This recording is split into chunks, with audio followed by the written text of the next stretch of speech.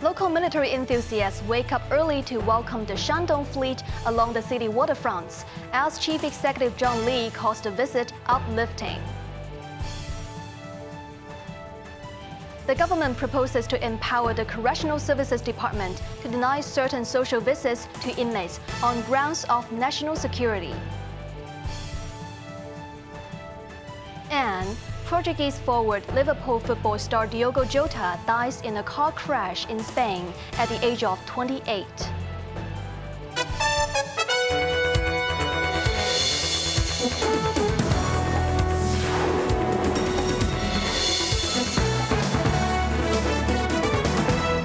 Good evening. You're watching Cable News. I'm Evelyn Bai.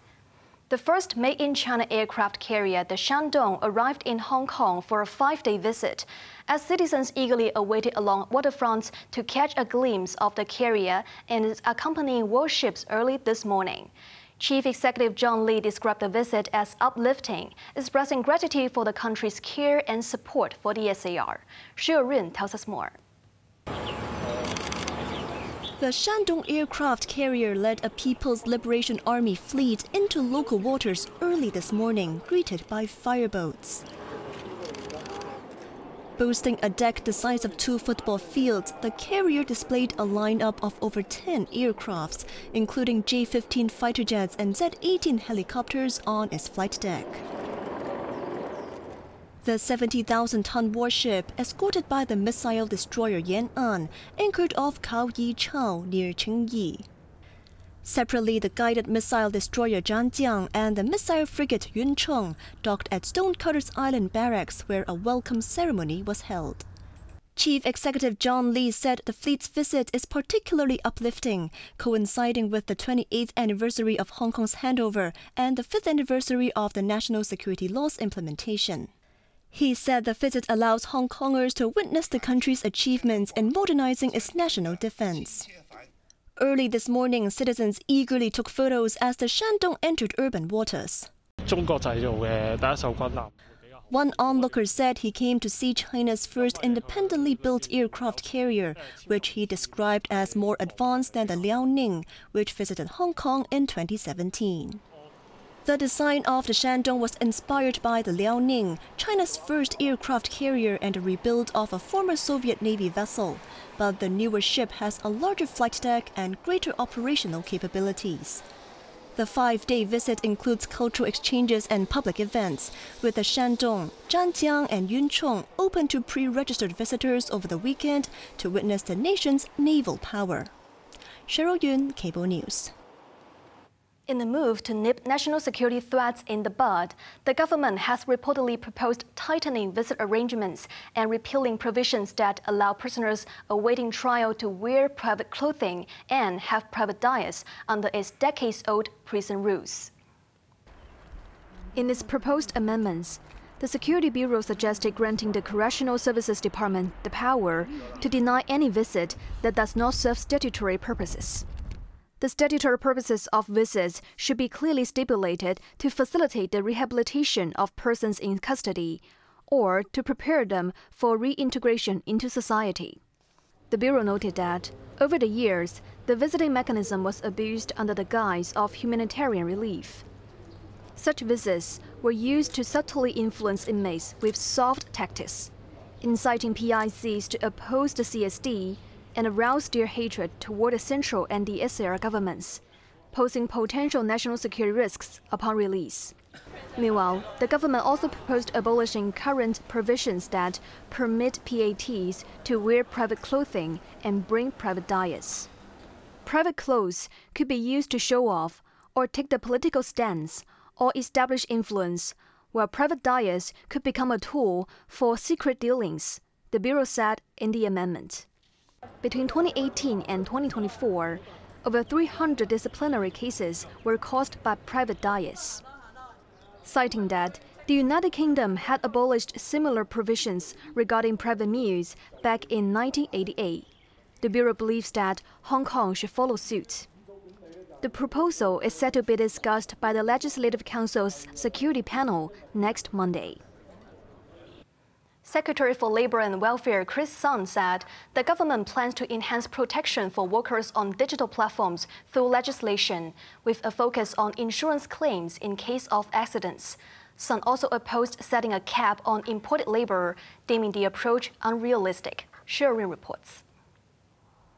The government is set to review plans to enhance protections for workers in emerging digital platform industries, such as food and goods delivery, by the end of the year. Speaking to iCable News, Sun said the preferred approach is through legislation, with the goal of enacting laws as early as next year. These laws would cover insurance claims in cases of accidents and establish fundamental worker rights, including defining whether platform workers are employees of the company. On imported labor, the city has expanded the enhanced supplementary labor scheme to include 26 types of jobs. Sun reported a total of 38 complaints in the first 5 months of the year, emphasizing that authorities will increase inspections to ensure employers prioritize hiring local workers. However, Sun noted that the labor market is volatile, making it unrealistic and ineffective to set a cap on the number of imported workers for each job type. The labor chief stressed that hiring imported workers also benefits the local workforce, as imported workers can address manpower shortages and take up shifts during public holidays, allowing local staff to spend time with their families. In response to the consecutive closures of long-standing local chains and an unemployment rate rising to 3.5%, the Labor Minister noted that this figure aligns with the average over the past 20 years, pledging continued monitoring by the government. Cheryl Yun, Cable News. Drivers from Guangdong province will be able to apply to drive into Hong Kong starting November at the earliest under the highly anticipated Southbound travel scheme. Transport Secretary Mabel Chen hoped to accumulate experience through trials and believed that left-hand drive vehicles may not necessarily have a higher chance of accidents. Bess Leung reports.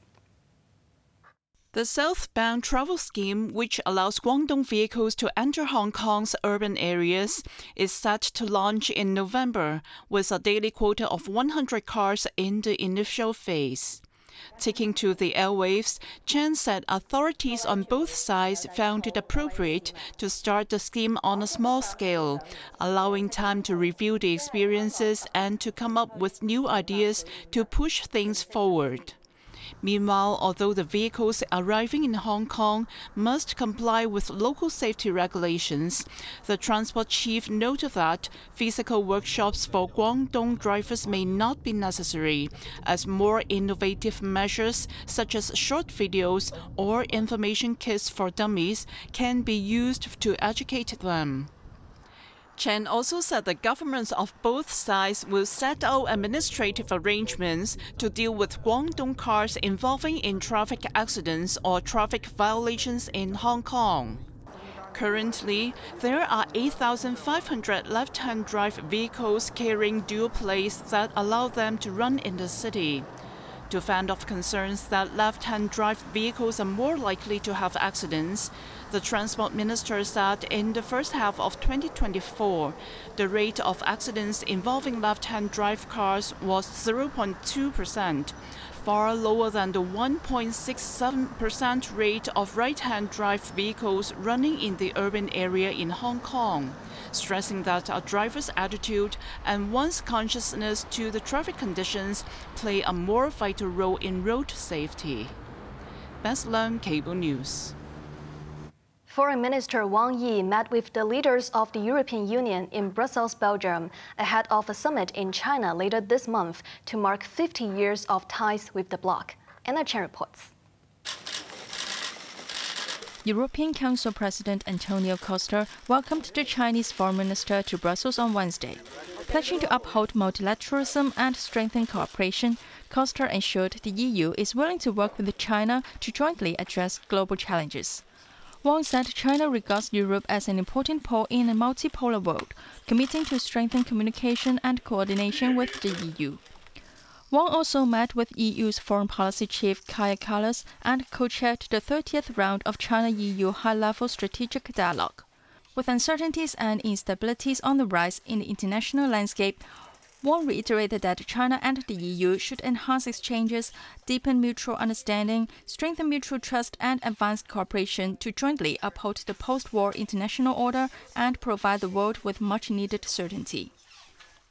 Meeting with Wang, President of the European Commission Ursula von der Leyen stated that the upcoming new China-EU summit in Beijing is the best opportunity for both sides to have in-depth communication on issues of common concern and to send a strong and positive signal to the world, while the EU is committed to developing stable and constructive relations with China.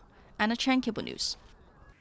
The Princess of Wales, Catherine, more widely called Kate, spoke candidly for the first time about her life-changing and really difficult challenges of recovering after chemotherapy.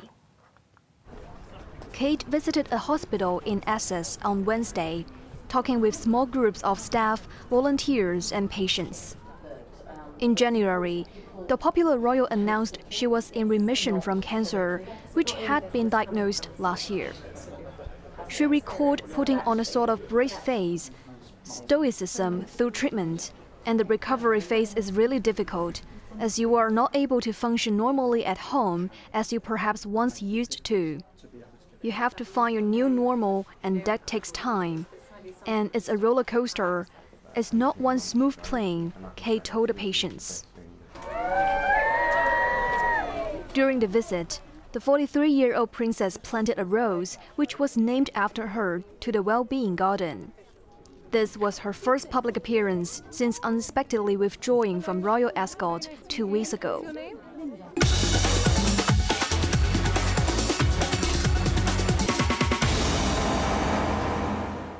Now let's take a look at the stock markets. The Hang Seng Index ended the day down 151 points. Top ATIC stocks of the day. Checker Fund was down 10 cents. Tencent was down 50 cents. Guotai Junan was up 40 cents. Portmart was down $8.60. A private gauge of service sector activity on the mainland saw slower growth in June, falling short of expectations as the beneficial effects of the public holidays are wearing off.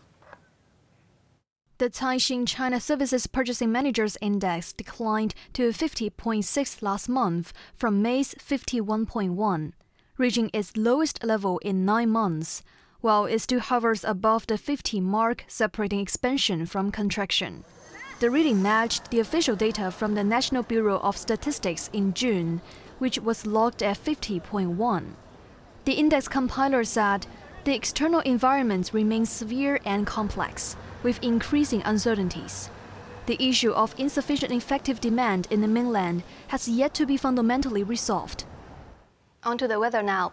Mainly fine apart from isolated showers and very hot during the day. Temperature will range from 28 to 34 degrees.